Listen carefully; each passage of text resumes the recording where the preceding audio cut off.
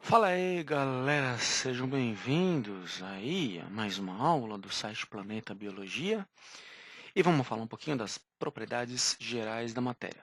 Bom, eu escolhi essa imagem aqui e, falar a verdade, eu não sei porque eu escolhi essa imagem não, né? Sei lá, poderia ter usado outra imagem, colocado aí meu lindo rosto, mas eu pensei, não, vai desconcentrar muita galera, o pessoal vai ficar prestando atenção demais aí. Enfim, eu usei aqui o fogo, mas o fogo é matéria? Mas espera aí, o que é matéria? Para a gente entender o que é matéria, a gente tem que estudar as suas propriedades, certo?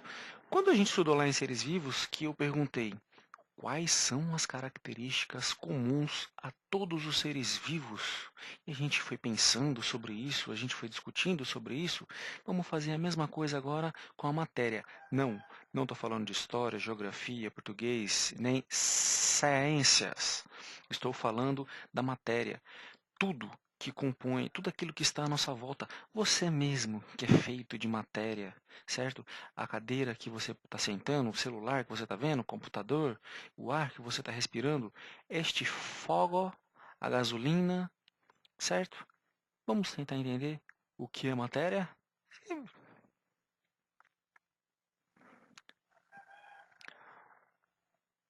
Bom, como eu disse, a gente tem, para entender o que é matéria, a gente tem que entender as propriedades da matéria. O que que ela é capaz de fazer? O que, por exemplo, um pedaço de madeira, o que difere um pedaço de madeira para o ar? Bom, falando assim, é uma maneira meio óbvia, mas pensando cientificamente, pensando de maneira lógica, de maneira objetiva, o que difere a maneira do ar? São as propriedades, são as suas características, como dureza, massa, densidade, certo? Vamos dar uma olhada nisso. Transparência, enfim, vamos dar uma olhada em tudo isso daí. Na embalagem, se você já deve ter reparado, se você olha, se você é curioso, né? Se não, você nem deve ter olhado. Enfim, na embalagem de diversos produtos que a gente usa no dia a dia, a gente pode ver certas indicações, certas medidas, como massa, olha a propriedade importante aqui, ó, massa ou o volume. Deixa eu mudar só um pouquinho a cor aqui dessa caneta para a gente ter um destaque maior. Deixa eu ver, deixa eu colocar aqui essa cor. Pronto. Deixa eu ver aqui como ficou. Beleza, ficou vermelhinho agora. Certo? Massa e volume. Bom, massa, a gente tem o costume de falar assim: ah, quanto que você está pesando? Ah, eu peso 80 quilos. Essa medida aqui, por exemplo, quando a gente fala 80 quilos, 80 kg, vamos estudar bastante esses símbolos. 80 kg, na verdade, ele está se referindo não ao peso, mas sim à sua massa, certo? A quantidade de matéria que você tem no seu corpo. Então, se você já viu esse tipo de produto, você vai ver que ali tem algumas propriedades da matéria indicada na embalagem. Quais são as propriedades gerais da matéria? Por, por quais mudanças de estado físico, olha aqui, palavrinha-chave, estado físico e mudanças. Você sabe qual é? Mudanças de estado físico? Pensa aí um pouquinho, anota aí no papel. Que estados físicos você conhece? Bom, os três mais conhecidos são o sólido, o líquido e o gasoso, certo? E as mudanças? Por exemplo, passando do estado sólido para o estado líquido. Lembra aí da famosa fusão? Da liquefação, no caso do sólido para o líquido, né? É fusão. Bom, continuando, é, todos os corpos possuem matérias, certo? Essas matérias podem ser iguais ou diferentes, e o mesmo corpo pode possuir diferentes tipos de matéria. Mas o que é matéria? Um conceito aqui bem resumido, certo? Esse conceito aqui bem resumido do que é matéria. Matéria é tudo aquilo que tem massa e ocupa lugar no espaço. Pode ser que alguma vez você tenha ouvido falar assim: Dois corpos não podem ocupar o mesmo lugar no espaço ao mesmo tempo. Dois corpos não podem estar ao mesmo tempo no mesmo lugar. Esse é um conceito fundamental da matéria. Matéria é tudo que tem massa, vamos deixar agora de chamar de peso, certo? E ocupa lugar no espaço. O que é massa? Massa nada mais é que a quantidade de matéria de um corpo, certo? Um corpo qualquer. Uma caneta, uma mesa, o próprio ar, uma parede, um caderno, uma panela com feijão, com arroz, bife, saladinha bem temperado, certo? Tudo isso é massa. Se você, por exemplo, pesa 50 quilos, olha o que eu falei, se você pesa 50 quilos, não. O correto seria, se você tem uma massa de 50 quilos, isso significa que a quantidade de matéria que você possui é 50 quilos. Aqueles 50 quilos nada mais é que a quantidade de matéria que o seu corpo possui. Outra característica, volume, certo? Volume em geral é medido em litro, mililitro, certo? 1 litro. E se refere aí ao espaço que um determinado corpo ocupa no espaço. Sim, você tem seu espaço. Lute pelo seu espaço, jovem estudante. Esse espaço, certo? Que um determinado corpo ocupa é chamado de volume. Bom, se você já tentou lá na carteira sentar duas pessoas, até pode dar. Três, quatro, fica meio difícil. Por quê? Porque o seu volume vai ocupar esse espaço. Divisibilidade, outra propriedade. Bom, já vimos uma, duas, três, certo? Essas daqui são características comuns a todas as matérias. Ou seja, tanto o ar quanto um pedaço de madeira possuem massa, volume e podem ser divididos. A matéria pode ser dividida em partes menores. Você pode pegar aí, um pedaço, uma folha de papel e dividindo ela, e dividindo, até o tamanho de um átomo. No nosso caso, seria impossível fazer, certo? Porque a mão não vai chegar a tal ponto, mas é possível. A gente pode dividir a matéria completamente, certo? Olha aqui uma propriedade interessante, sem que suas propriedades se alterem. Então vamos imaginar aí um pedaço de papel. Se você cortar ele em dois pedaços, ele vai continuar com as mesmas propriedades, certo? Ele vai continuar sendo papel. A gente vai estudar isso quando a gente vê átomo, porque o átomo vai ser o mesmo. O papel, que é feito basicamente de átomos de carbono, continua sendo feito de átomo de carbono, né? Você não vai lá rasgar o papel e virou átomo de ouro. Não, não é assim, certo? Outra propriedade da matéria. Impenetrabilidade. Quando se diz impenetrabilidade, são diferentes níveis, né, de impenetrabilidade, certo? É um conceito um pouquinho difícil de se entender no começo, mas significa dizer o seguinte: olha aquele conceito lá famoso: dois corpos não ocupam o mesmo lugar no espaço ao mesmo tempo. Mas se der um tiro na parede, a bala vai penetrar. O que vai acontecer quando o tiro acertar a parede? Na verdade, aquela bala vai deslocar a parede para o lado. É isso que vai acontecer, mas de fato, essa bala não vai penetrar, ela vai deslocar. Aquela matéria vai continuar existindo. É um conceito difícil, certo? Mas aos poucos a gente vai começar a entender. Compressibilidade. Sob a ação de uma força, podemos comprimir o volume de determinada matéria. Um exemplo clássico aí, o exemplo mais fácil da gente entender, certo? Essa quinta característica, você pegar, por exemplo, uma seringa cheia de ar, fechar ali a boca, certo? Você fecha ali a saída do ar e comprime a seringa. A quantidade de ar é a mesma, mas ela foi comprimida, ok? A sexta, A elasticidade, sim, a matéria é elástica. Após compressão, a matéria pode voltar ao seu volume geral. Isso acontece com todas as matérias. Todas essas características aqui vão acontecer com todas. O que vai acontecer é que, dependendo da matéria, vai variar o que cada um pode fazer mais. Existem matérias que possuem grande capacidade elástica. Existem matérias que possuem um grande grau de dureza. Existe matéria que é difícil de dividir, certo?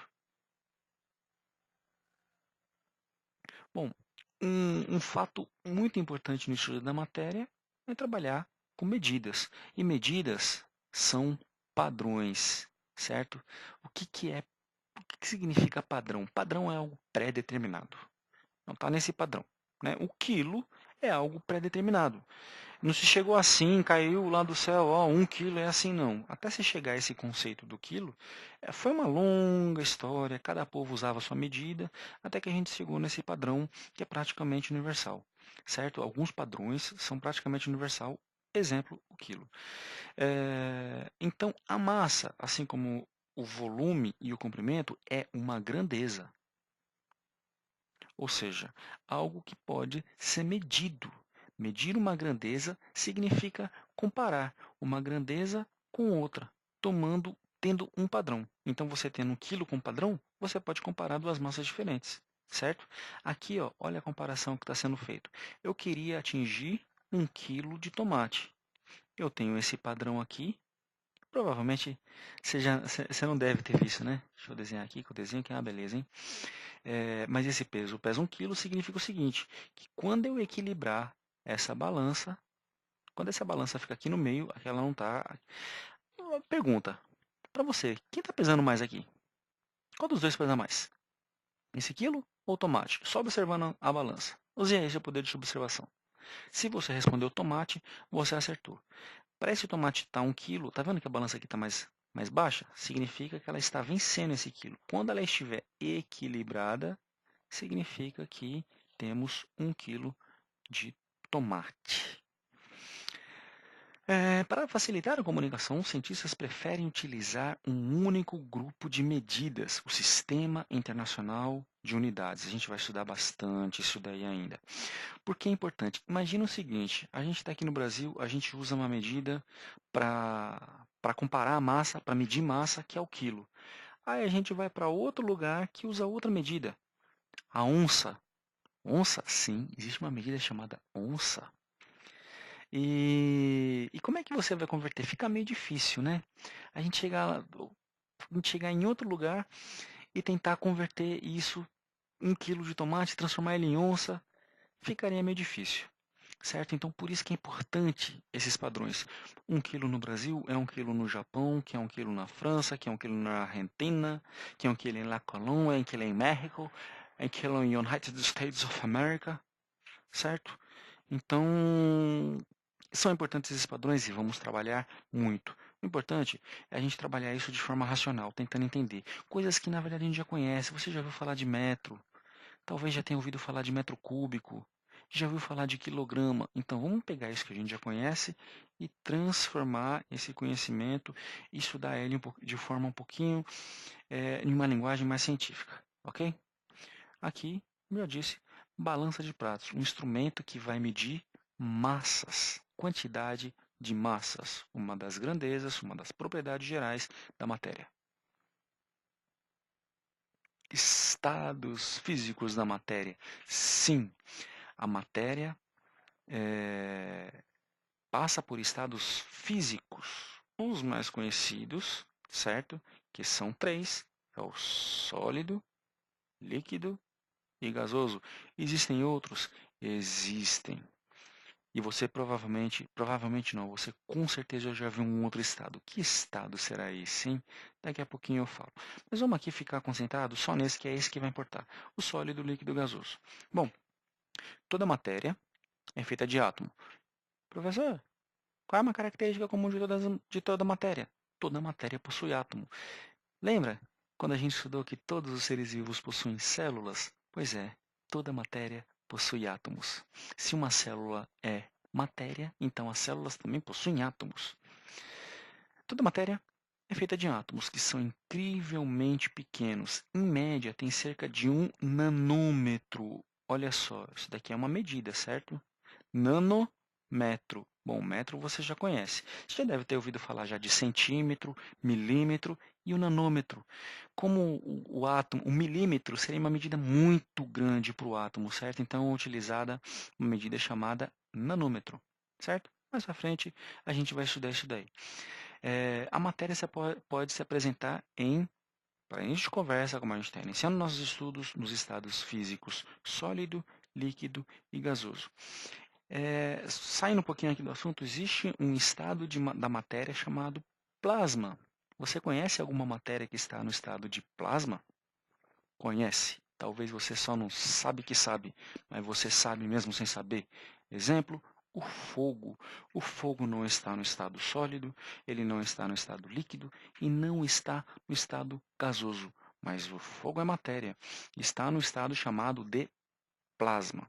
Não convém agora dizer a característica dele, mas eu já vou dizendo. Mesmo assim, significa que prótons e elétrons estão separados.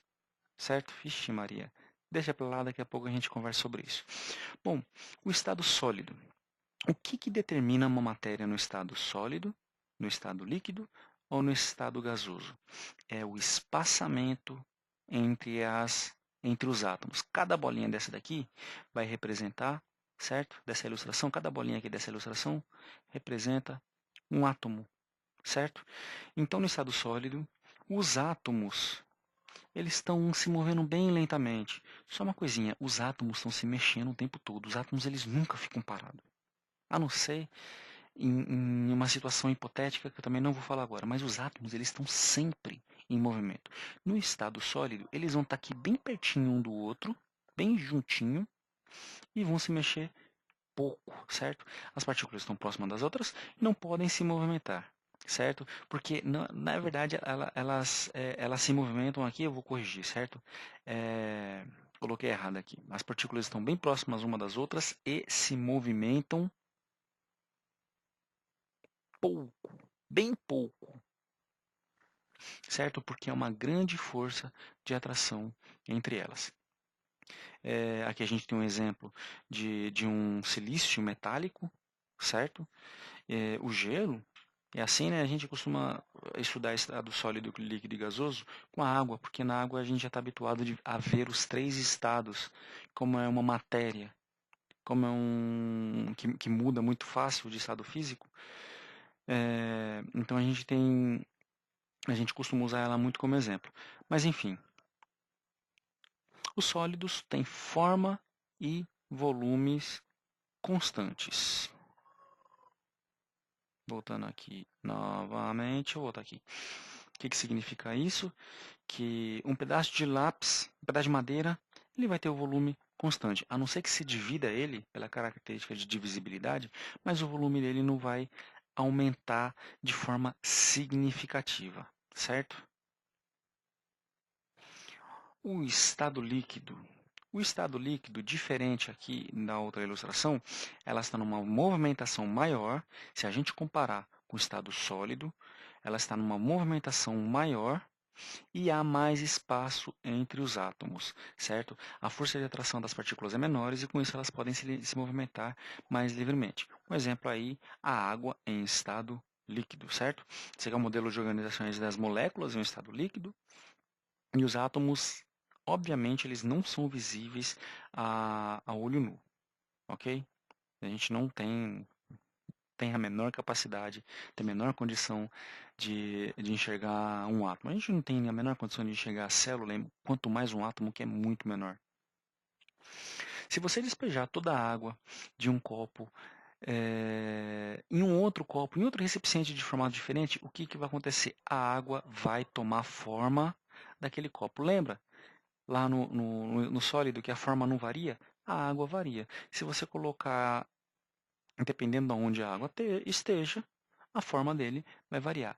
Ela vai se moldar àquele recipiente aonde ele está. Os líquidos têm, portanto, forma variável e volume. Eu coloquei aqui constante, mas é praticamente constante, certo?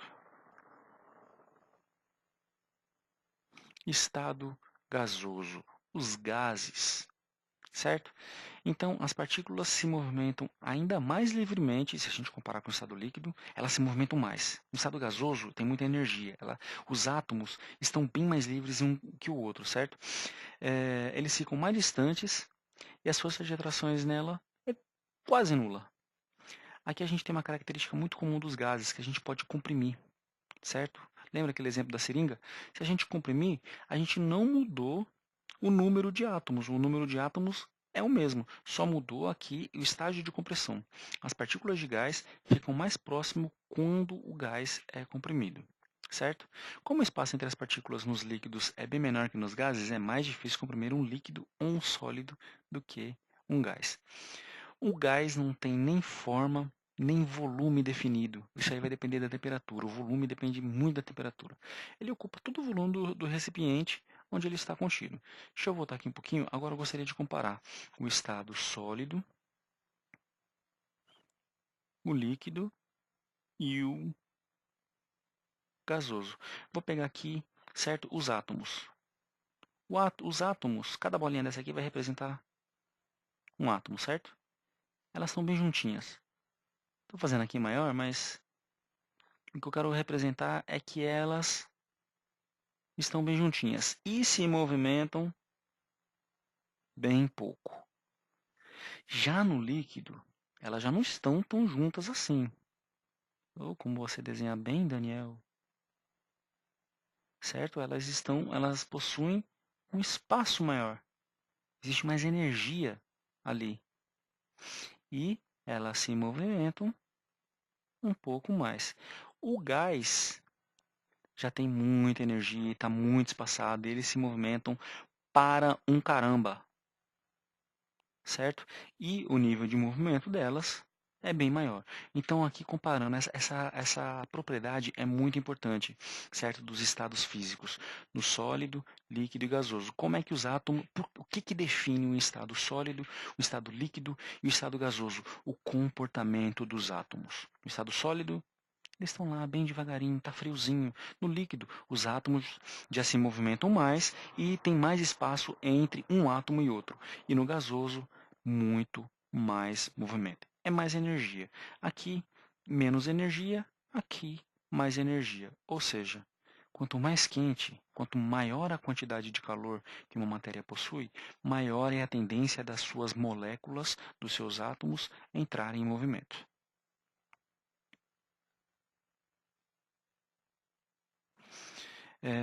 Olha lá, falando em calor, olha ele aí, o grande responsável pela mudança de estado. Mas o que é calor? Calor também é uma medida, assim como o quilo. Só que o quilo, o que o quilo mede? O quilo mede a quantidade de massa que determinada matéria tem. O calor mede a quantidade de energia,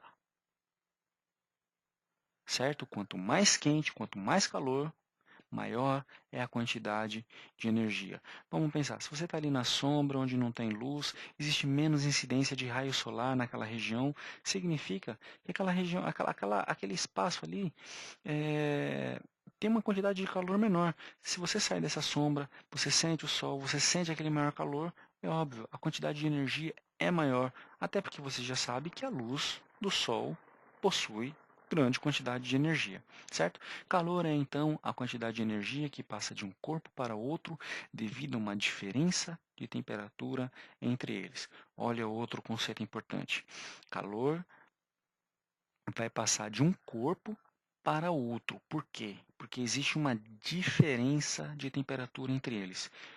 Pensa aí um pouquinho, raciocínio lógico. O calor vai passar do mais quente para o mais frio ou do mais frio para o mais quente? Pensa aí um pouquinho. Do mais quente para o mais frio ou do mais frio para o mais quente? O que acontece é o seguinte, que o calor ele vai de um objeto mais quente para o mais frio, até que a temperatura se equilibre. O calor sempre passa do corpo mais quente, com maior temperatura, para o corpo mais frio. com menor temperatura, até que os dois corpos fiquem com a mesma temperatura, certo? Então aqui eu tenho a representação de um corpo mais quente e um menos quente. Quando você coloca eles em contato, vai haver transferência. Ah, se não colocar não existe transferência? Existe. Com o ar, por exemplo. Se você tem uma canela não, meu Deus. Tá bom, a canela pode, vá. Mas eu quero dizer uma caneca. Se você tem uma caneca lá que tá com aquele café com leite de chocolate, aquele chocolate bem gostoso, aquele que você toma de manhã, você fala quero mais, um monte, você coloca, vai, 10 copos de chocolate assim, para depois tua mãe, teu pai te matar. Nossa, quanto chocolate tem nesse copo, aquele chocolate quente mesmo, gostosinho, a temperatura. Se você deixar ele ali, no se você deixar aquela caneca, ele vai trocar a temperatura com o ar.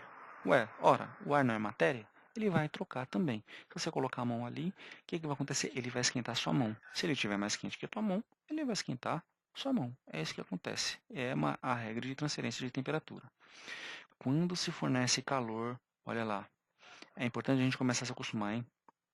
Calor é a medida que mede a quantidade de energia. Quando se fornece energia para um corpo, as partículas deles começam a se movimentar mais rapidamente.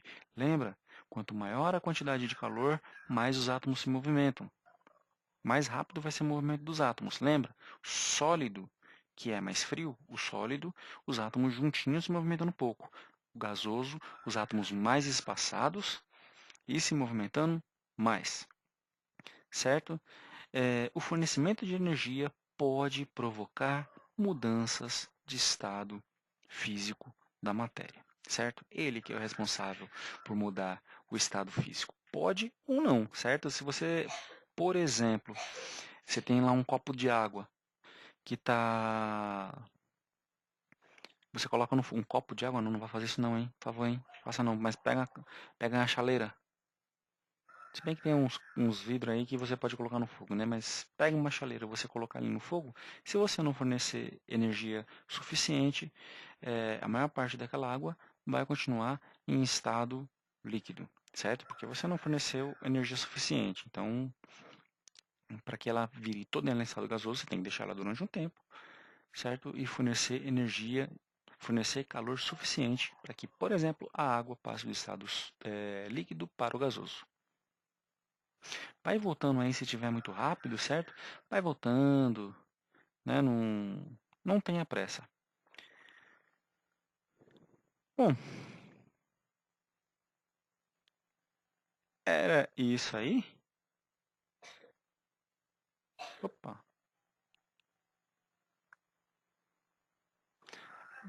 Deu Pauling.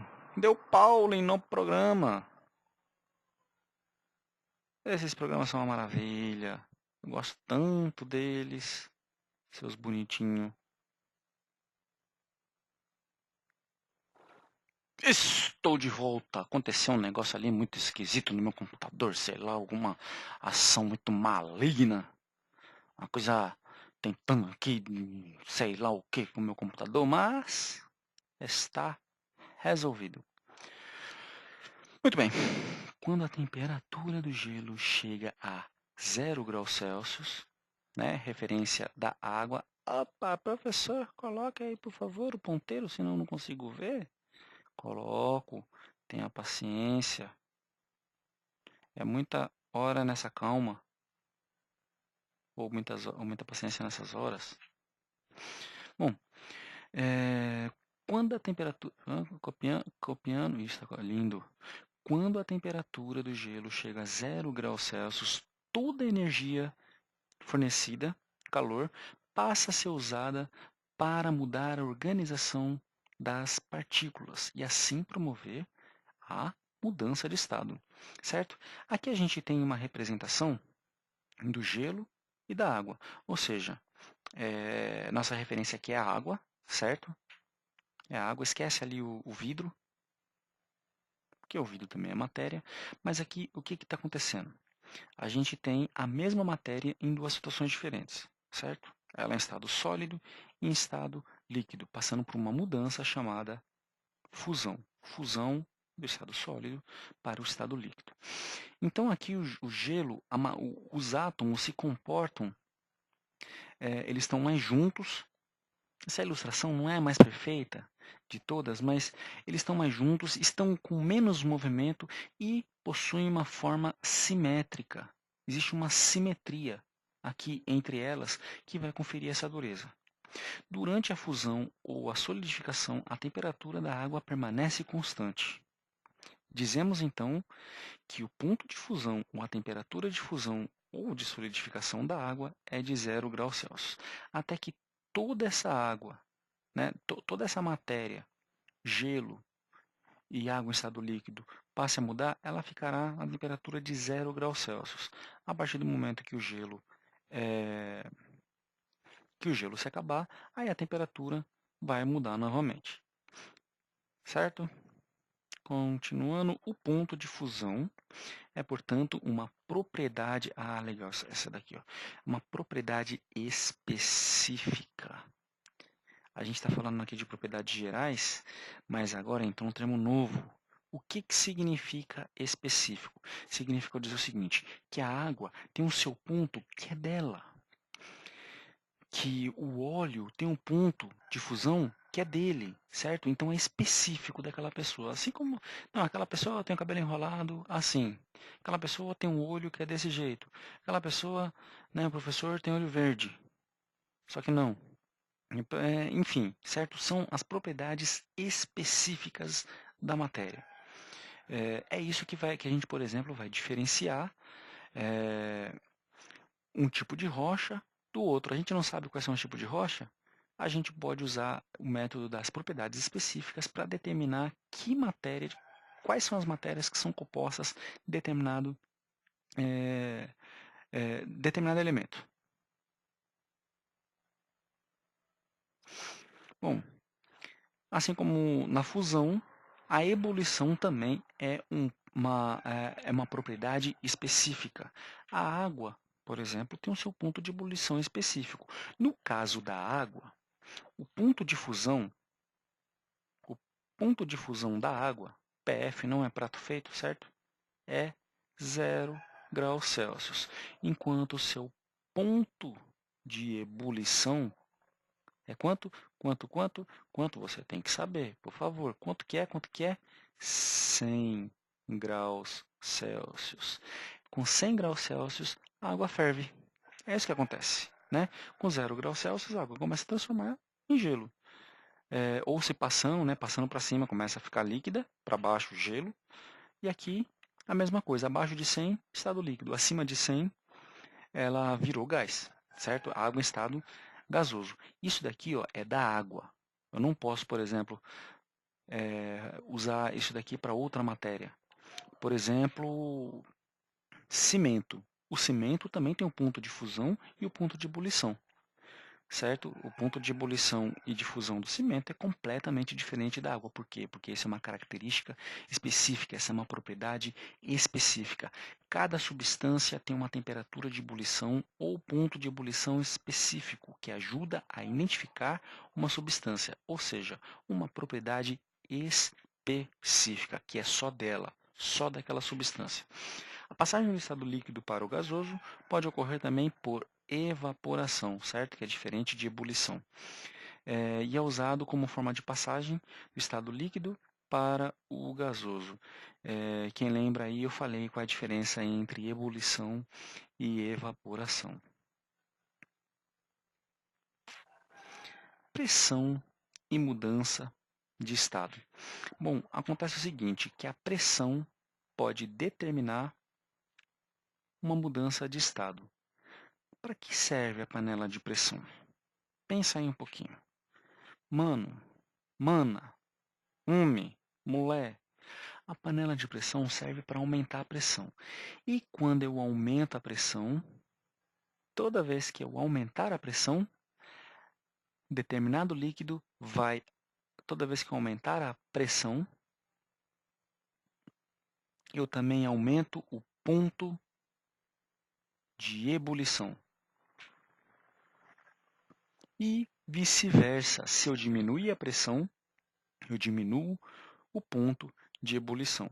Então, aqui na panela imagine uma panela comum, sem tampa. Você não vai criar pressão ali.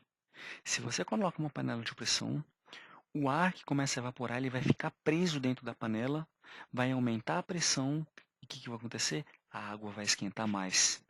Por isso cozinha mais rápido. Você aprendeu que o ponto de ebulição em condições normais da água é de 100 graus Celsius. Só que eu posso modificar isso. Se eu aumentar a pressão, o ponto de fusão da água vai para 120 graus Celsius. Aqui eu vou usar a água como referência. Água, beba água, se hidrate. Por isso que quando você cozinha na panela de pressão, o cozimento é mais rápido, simplesmente porque nós conseguimos aumentar a temperatura utilizando a pressão. Então, mas você não disse que é específico, professor? Então, como é que a água pode aumentar de 120 graus Celsius? Sim, continua sendo específico, porque o aumento de pressão também segue uma lógica. Quanto mais, se eu aumentar a pressão em determinada porcentagem, a temperatura da água também vai seguir uma equação, vai seguir a mesma lógica, aumentando a pressão, eu aumento a temperatura da água, o ponto de ebulição. Tá percebendo aí que são vários conceitos, né? São várias coisas. Então faz o seguinte, ó, volta um pouco, anota, né? Porque tem um monte de conceito aqui, certo? Tem um monte de conceito, não é fácil a gente pegar assim logo de cara. Como é um vídeo, dá pause, escreve, volta, assiste de novo, dá um joinha para ajudar nós aí, certo? Se você é uma belezinha, dá um joinha.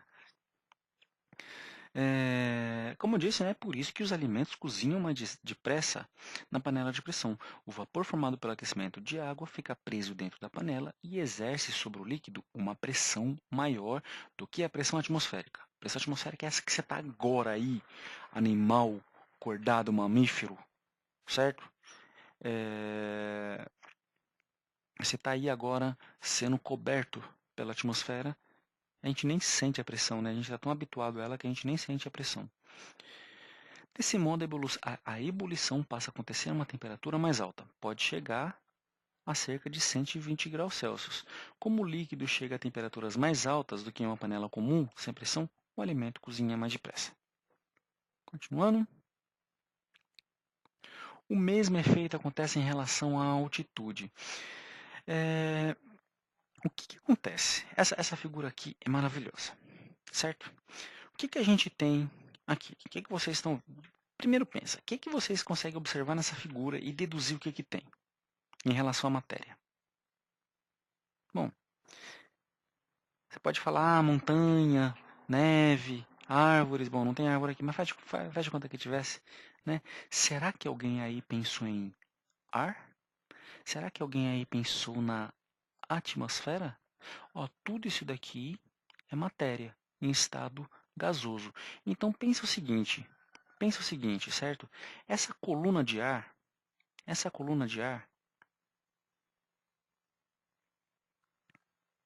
desenhar aqui bonitinho, exerce uma certa pressão. Exerce uma certa pressão. Faz de conta que você está em uma alta altitude. Alta altitude. Alta altitude é fogo, né? Esse caboclo aqui está submetido a uma certa pressão. Esse outro mesmo caboclo aqui, ó, que está mais baixo, repare que é o seguinte, ó, essa coluna de ar tem mais ar em cima dessa pessoa do que ar em cima dessa outra pessoa. Vou tentar usar um outro exemplo. Se você já mergulhou, você já deve ter percebido que quanto mais fundo, você sente uma pressão maior da água. O ar funciona como a água, certo? A pressão aqui é maior, certo? Ou seja, pense. Lembra que a pressão tem a ver com o ponto de ebulição da água? Aonde a água vai ferver com uma temperatura menor? Grande altitude ou menor altitude? A resposta correta é a seguinte: a temperatura de ebulição varia com a pressão, certo?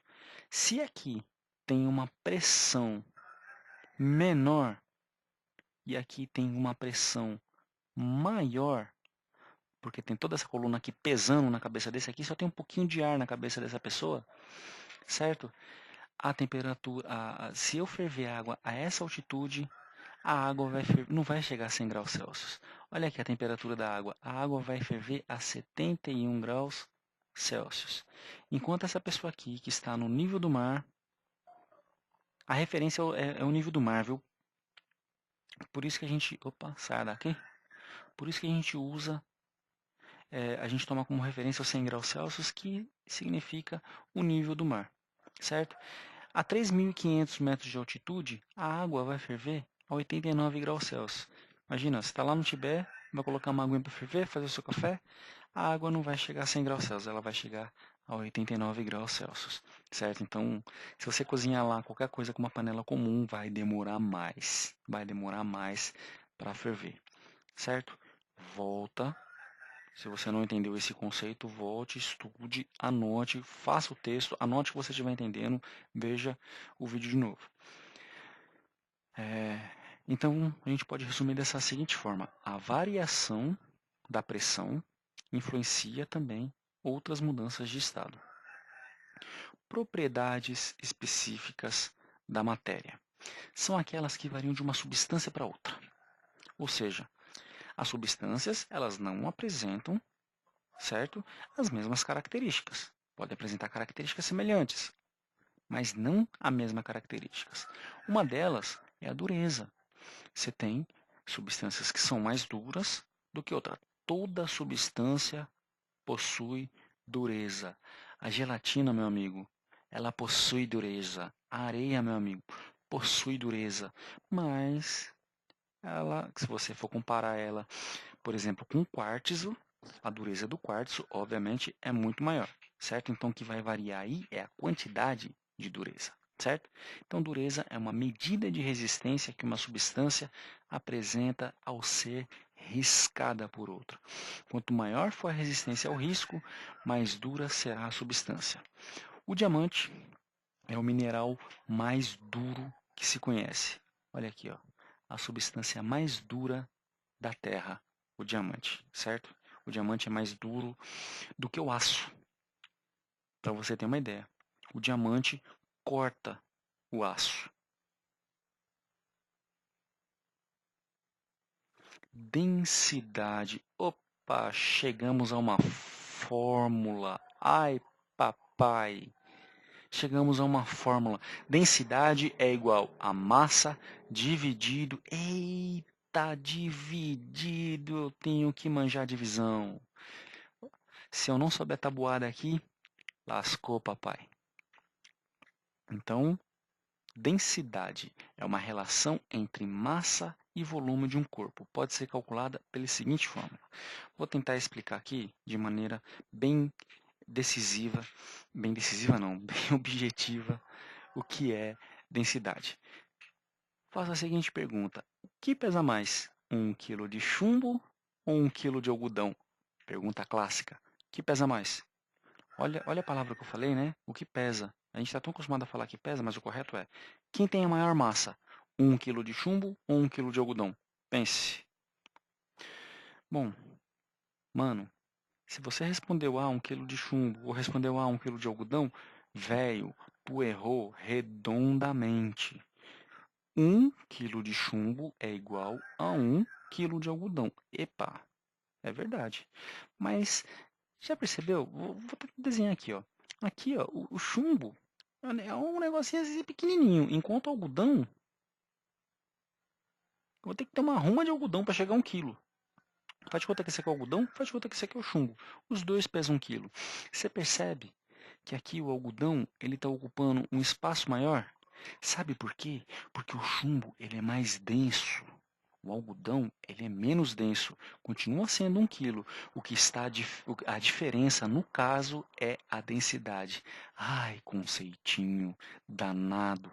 Ou seja, você possui a mesma massa para volumes diferentes. Mesma massa, que no caso seria 1 quilo, para volumes diferentes. Quem é mais denso? Chumbo ou o algodão. Se a gente for fazer o cálculo, a gente vai descobrir que é o algodão. Faz de conta que o volume do chumbo aqui vamos colocar aqui 0,1 litro de volume. Eita, chegamos nas contas, hein? 0,1 litro. E aqui o algodão seria 2 litros. Tô só, certo? A massa eu já sei. Eu quero descobrir a densidade. Então eu tenho 1 quilo.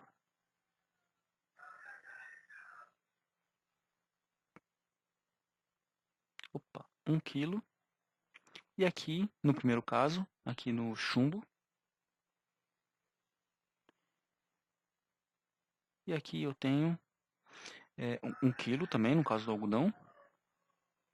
Só que a massa é 2 litros. Certo? Aqui o algodão. Algodão. Bom, aqui só observando a conta, eu vejo que eu tenho 1 quilo para 0,1 litro. E aqui eu tenho 1 quilo para 2 litros. Logo, a densidade do algodão é maior. A gente vai fazer muito dessas contas aqui, viu? Nós vamos fazer muito essa continha. Estou apresentando aqui, certo? Não importa. Agora, tanto. Outra coisa, uma outra comparação também, né? Quem tem densidade maior? O óleo de soja ou a água? Uma outra maneira de você fazer isso com os líquidos, que não se misturam no caso, é você colocar eles no mesmo recipiente. Quem for para baixo é quem tem densidade maior. No caso, você já deve imaginar, né? Água e chumbo não. Água e o óleo de soja vai ficar em cima, a água embaixo. Quer fazer uma outra experiência para saber quem é mais denso? Pega o chumbo e joga na água. Quem é que vai para baixo? O chumbo, ou seja, o chumbo ele é mais denso. Então esse é um conceito importante. Vamos estudar bastante ele, vamos fazer muito esse cálculo aqui, certo? A gente vai estudar bastante ele, essa propriedade bem importante da matéria. Opa, aqui como eu já havia dito, né? A flutuação, o gelo. Se o gelo está flutuando na água, pergunta, quem é mais denso? O gelo, a água em estado sólido, no caso o gelo, ou a água em estado líquido? Só observando, se você dominou esses conceitos, aprendeu esses conceitos básicos, você sabe a resposta. O gelo é menos denso do que a água. Se ele é menos denso, ele vai flutuar. A mesma coisa aqui, ó. A mesma coisa no óleo. O óleo ele é menos denso, então ele vai flutuar. A água vai para baixo, porque ele possui mais massa, aquilo que a gente chama popularmente, né, de mais pesado. Mais para frente a gente vai descobrir por que não é correto usar a palavra peso. Peso é outra coisa, ok? Bom, era isso aí que eu tenho para dizer. Estude. A vantagem de estudar por vídeo é que você pode dar pausa, pausar a hora que você quiser, assistir quantas vezes quiser, xingar o professor pra caramba, o professor não tá ali mesmo, sou professor, você é um lindo, um fofo, né? Xinga mesmo, certo? E volta. Estude aí. Qualquer dúvida, mano, deixa aí nos comentários, certo?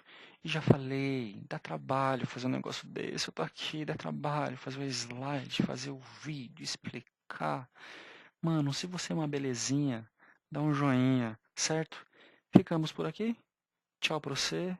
Espero que você fique muito bonito aí. É nóis, Queiroz, suave na nave, leve como a neve. Até a próxima.